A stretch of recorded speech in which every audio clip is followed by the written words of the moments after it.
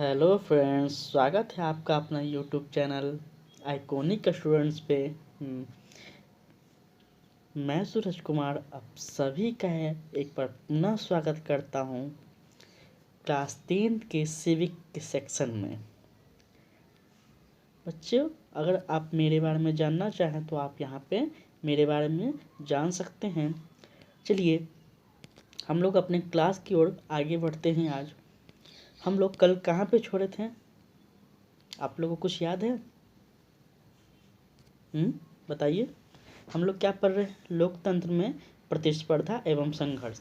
इससे पहले हम लोग क्लास 10 के सिविक्स जो कि हम लोग का सेक्शन चल रहा है, उसमें हम लोग 3 चैप्टर विस्तार से पढ़ लिए हैं। सबसे पहला चैप्टर लोकतंत्र में सत्ता की साझेदारी पूरी तरह से पढ़े हैं।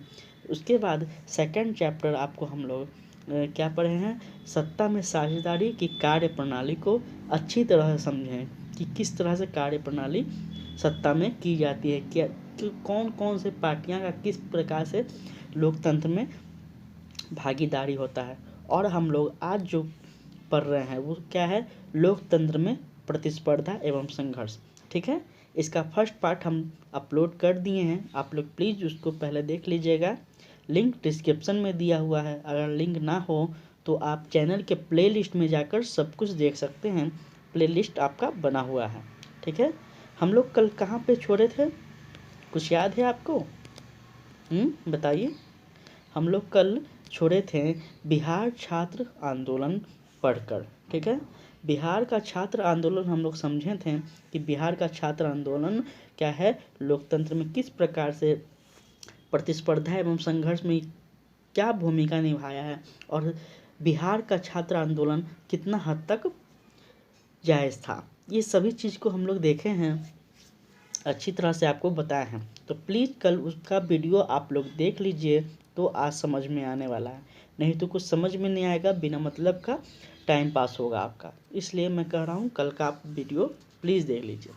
चलिए नेक्स्ट टॉपिक की ओर हम लोग बढ़ते हैं, जो है आज का चिपको आंदोलन।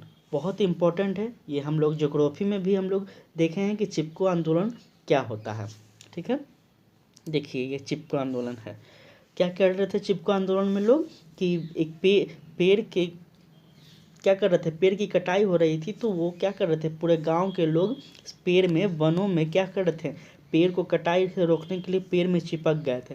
ठीक है, इसी को चिपको आंदोलन के नाम से जाना गया। चलिए समझते हैं थोड़ा सा। ठीक है, 1970 के दशक में उत्तर प्रदेश, अब जो कि वर्तमान में क्या है, उत्तराखंड में आ गया है। ठीक है, उस समय उत्तर प्रदेश राज्य था, जो कि अब वर्तमान में उत्तराखंड में यह चला गया है। ठीक है, कि कुछ भाग पर जंगलों की कटाई के लिए सरकार ने अनुमति प्रदान की थी। ठीक है, क्या की थी? कुछ भाग पे, मतलब जंगलों के कुछ भाग पे क्या की थी, जंगलों की कटाई के लिए सरकार ने अनुमति प्रदान की थी। इसके विरोध में उत्तराखंड के कुछ गांव के स्त्री एवं पुरुषों ने जंगलों की व्यवसाय आधार पर कटाई का विरोध किया। ठीक है, मैंने बताया ना कि जंगल की कटाई पर विरोध किया। वे पेड़ों को काटने से पहले पेड़े से चिपक जाते थे एवं पेड़ों को अपनी बाहों में समेट लेते थे, ताकि उन्हें काटने से बचाया जा सके। इसलिए इसे चिपको आंदोलन कहा गया। ठीक है, कोई दिक्कत? चिपको आंदोलन का नेतृत्व सुंदरलाल बहुगुणा ने किया। ठीक है, अगर आपसे एमसीक्यू में पूछ दे कि चिपको आंदोलन जो है इसका नेतृत्व किनके द्वारा किया गया, तो आप नाम याद रखेंगे, सुंदरलाल बहुगुणा के द्वारा किया गया। और इस आंदोलन में महिलाओं ने भी सक्रिय भूमिका निभाई। देखिए, ठीक है, इस आंदोलन में क्या किया, पुरुष तो थे ही, साथ महिलाओं ने भी क्या किया, महत्वपूर्ण भूमिका निभाई। ठीक है, चलिए आगे हम लोग चलते हैं। अब आगे है दलित पैंथर्स। थोड़ा इसे हम लोग समझते हैं। दलित पैंथर्स पता है आप लोग को? दलित शब्द का मतलब पता है? वैसे जाति, वैसे समूह जो थोड़ा मतलब क्या है, निचले पायदान पे हैं। ठीक है, जो जिनको उठाने का, जिनको उच्च श्रेणी में लाने का सरकार के द्वारा, समाज के द्वारा प्रयास किया जा रहा है। अब लगभग लोग आ भी गए हैं, लेकिन अब दलित शब्द का उतना प्रयोग भी नहीं किया जा सकता है, ये गलत बात है। ठीक है, तो इन्हें दलित हम समझाने का प्रयास कर रहे थे। ठीक है, चलिए आगे। भारत में प्राचीन समय से ही दलित समुदाय के साथ भेदभाव होता रहा है। ठीक है, बोला ना मैंने, ये दलित कौन थे? गरीब लोग थे, आदिवासी लोग थे, मतलब जनजातीय लोग थे जो गरीब थे। ठीक है, तो गरीब को तो आपको पता है कि हमारे समाज में प्राचीन से काल से ही यह इतिहास रहा है कि गरीबों को हमेशा क्या क्या दबाया गया है, उच्च लोग के साथ, उच्च बड़े लोगों के नज़र में। ठीक है, तो यही कहा गया है। लगभग 7वें दशक की शुरुआत में महाराष्ट्र में दलित युवकों ने अपनी सामाजिक और आर्थिक स्थिति में बदलाव के लिए विभिन्न मंच अपनी आवाज़ बुलंद की। ठीक है, विभिन्न मंचों से क्या की, अपनी आवाज़ बुलंद की। किसने? जब दलित पर शोषण हो रहा था, ठीक है ना, ठीक है, क्या हो रहा था, जब दलितों पर शोषण हो रहा था, दलितों के साथ दुर्व्यवहार हो रहा था, तो कुछ युवाओं ने क्या किया, अलग अलग विभिन्न प्रकार के मंचों से, मंचों का तात्पर्य है राजनीतिक गतिविधियों से, अपनी आवाज़ को बुलंद की और सरकार तक आवाज़ पहुंचाने का प्रयास किया। ठीक है, डॉक्टर भीमराव अंबेडकर ने हिंदू जाति व्यवस्था के ढांचे से बाहर दलितों को समाज में एक गरिमापूर्ण स्थान दिलाने का अथक प्रयास किया। ठीक है, ये ऐसे व्यक्ति हैं डॉक्टर भीमराव अंबेडकर, इनके बारे में मैं एक दिन अलग क्लास आपके लिए, सेपरेट क्लास लाऊंगा, आपको बताऊंगा इनके व्यक्तित्व के बारे में। ठीक है, इन महान व्यक्ति के कारण ही क्या हुआ, आज दलित समाज को बराबरी का दर्जा मिला है। ठीक है, इनके बारे में मैं एक अलग सेपरेट क्लास लाऊंगा। ये बहुत ही महान व्यक्ति हैं, पूजनीय व्यक्ति हैं। आगे चलिए, आगे है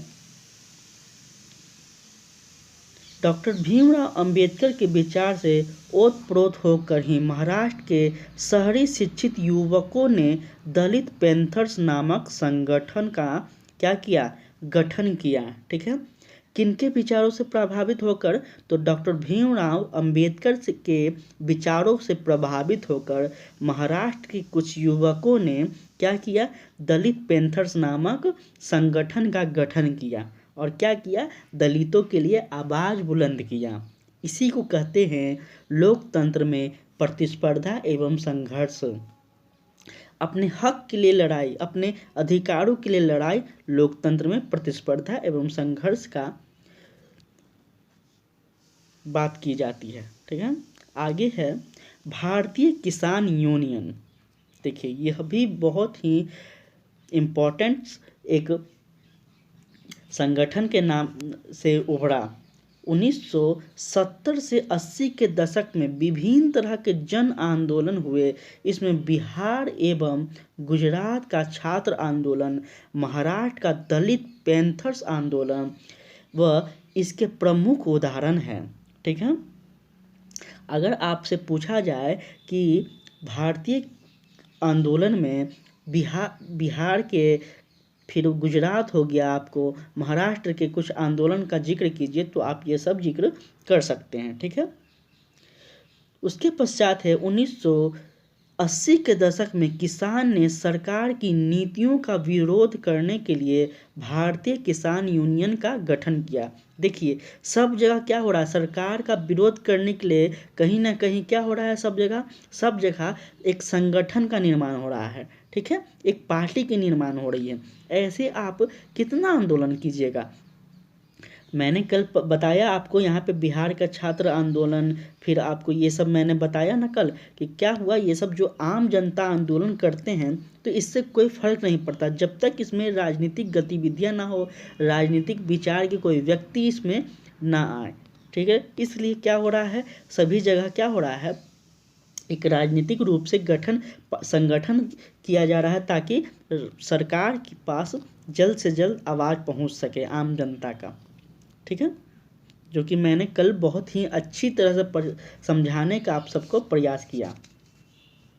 उसके पश्चात है भारतीय किसान के प्रमुख नेता कौन थे। भारतीय किसान यूनियन के प्रमुख नेता अगर आपसे पूछा जाए तो आप बताएंगे महेंद्र सिंह टिक्कैत एवं इसके राष्ट्रीय संयोजक एमयू वीर सिंह थे। ठीक है, महेंद्र सिंह टिक्कैत एवं इसके राष्ट्रीय संयोजक पूछा जाए आपसे तो एमयू वीर सिंह, याद रखिएगा यह सिंबल है राष्ट्रीय किसान यूनियन का। चलिए अब है ताड़ी विरोधी आंदोलन। ताड़ी विरोधी आंदोलन, ताड़ी आप सबको पता है। ताड़ी, वो ताड़ी क्या कौन बनाते हैं, ताड़ी कौन उतारते हैं, पासी समाज के लोग ताड़ी उतारते हैं। ठीक है, हमारे समाज में सभी समाज के लिए क्या किया गया है, अपना अपना एक कार्य का विभाजन किया गया था प्राचीन काल में, मध्यकाल में। आप देखेंगे यही सब कारण है कि आज हमारे समाज के लोग बहुत ही गरीब, क्योंकि उनको उस वही समाज में जन्म लिए हैं तो वो उनको वही कार्य करना है, ऐसा पहले निश्चित किया गया था। लेकिन अब यह नहीं है। खुशी की बात है कि अब धीरे धीरे लोगों के विचार से यह भावना हट रही है। चलिए समझते हैं ताड़ी विद्रोह को। ताड़ी विरोध आंदोलन आंध्र प्रदेश में वहां की महिलाओं द्वारा किया गया था। ठीक है, ताड़ी विरोध कहाँ किया गया था, आंध्र प्रदेश स्थान पे किया गया था, राज्य में किया गया था। वो किसके द्वारा, तो वहां की महिलाओं के द्वारा किया गया था।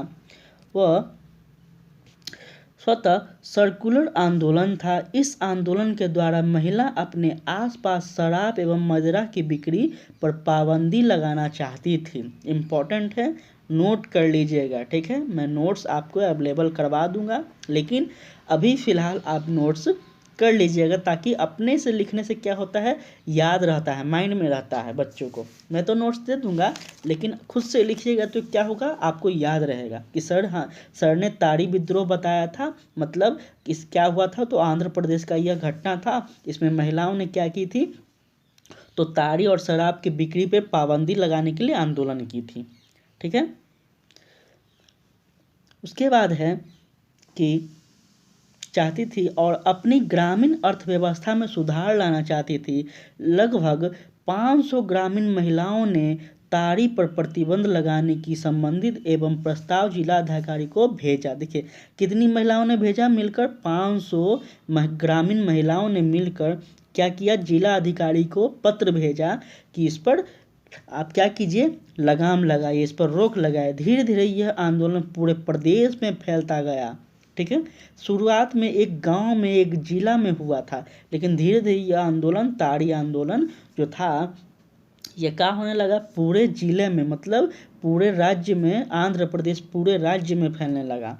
ठीक है, आगे है, यही ताड़ी विद्रोह आंदोलन आगे बढ़ते बढ़ते महिला आंदोलन का हिस्सा बन गया। देखिए क्या होता है, एक छोटा सा आंदोलन धीरे धीरे वो क्या होने लगता है, धीरे धीरे अगर उसमें लोग उसमें साथ देने लगे, लोग उसमें विश्वास जताने लगे और उसका विरोध ज़्यादा से ज़्यादा करने लगे, तो यही आंदोलन फिर धीरे धीरे चलकर क्या हो जाता है, एक राज्य स्तरीय आंदोलन हो जाता है, एक राष्ट्रीय आंदोलन हो जाता है। ठीक है, आगे है, अतः आंध्र प्रदेश में ताड़ी विद्रोह महिलाओं का स्वतः सर्कुलर आंदोलन धीरे धीरे महिला आंदोलन का रूप ले चुका था। ठीक है, कोई दिक्कत, याद रखिएगा इसे, ताड़ी विद्रोह आंदोलन इम्पोर्टेंट। अब एक और है नर्मदा बचाओ आंदोलन। देखिए सिर्फ क्या हो रहा है, सरकार के विरोध में आंदोलन ही आंदोलन हो रहे हैं इस चैप्टर में। ठीक है, समझ में आप लोग को आ रहा होगा कि लोकतंत्र में प्रतिस्पर्धा और संघर्ष का मतलब क्या है। इसका मतलब समझ रहे होंगे आप लोग, सरकार के खिलाफ, सरकार के नीतियों के खिलाफ क्या किया जाता है, आंदोलन, संघर्ष, प्रतिस्पर्धा, यही सब कंपटीशन, ये सब किया जाता है। बराबरी, अपना अधिकार मांगा जाता है, सिंपल शब्दों में कहें तो। चलिए समझते हैं नर्मदा बचाओ आंदोलन। नर्मदा नदी मध्य प्रदेश और गुजरात, महाराष्ट्र से होकर बनने वाली एक प्रमुख नदी है। ठीक है, आप लोग समझ गए इसका स्थान नर्मदा नदी कहाँ है। अगर आपसे पूछा जाए तो बता देंगे नर्मदा नदी मध्य प्रदेश, गुजरात और महाराष्ट्र से होकर गुजरने वाली एक नदी है, एक प्रमुख नदी है। इसकी कई सहायक नदियां हैं। वह 1980 के दशक के प्रारंभ में मध्य भारत में नर्मदा घाटी परियोजना के तहत नर्मदा नदी और उसकी सहायक नदियां पर 30 बड़े बांध, ठीक है, 30 बड़े बांध व 135 क्या है मंझले बांध तथा 300 छोटे बांध बनाने की क्या हुआ था प्रस्ताव रखा गया था। किसके द्वारा? सरकार के द्वारा। उसके बाद है इस बांध के निर्माण से संबंधित राज्य के करीब 245 गांवों को डूबने की आशंकाएं बढ़ गई।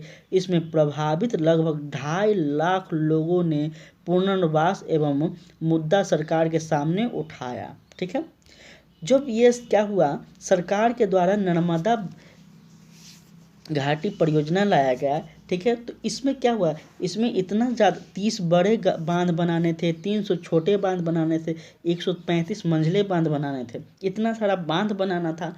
इस बांध को बनने से क्या हो रहा था 245 गांवों को डूबने की आशंका थी। ठीक है, 245 गांव को डूबने की आशंका थी इस बांध के बन जाने पर।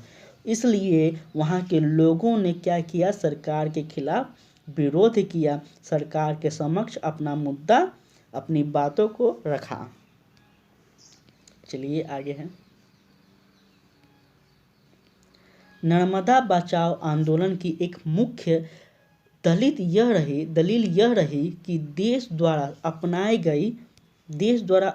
गई विकास परियोजना का लोगों के पर्यावरण, आजीविका तथा संस्कृति पर बुरा प्रभाव पड़ा तथा नर्मदा बचाओ आंदोलन की सबसे बड़ी उपलब्धि यह थी कि इसने विकास परियोजना में स्थानीय लोगों की भागीदारी की मांग कर लोकतंत्र में अवधारणा को मजबूत किया।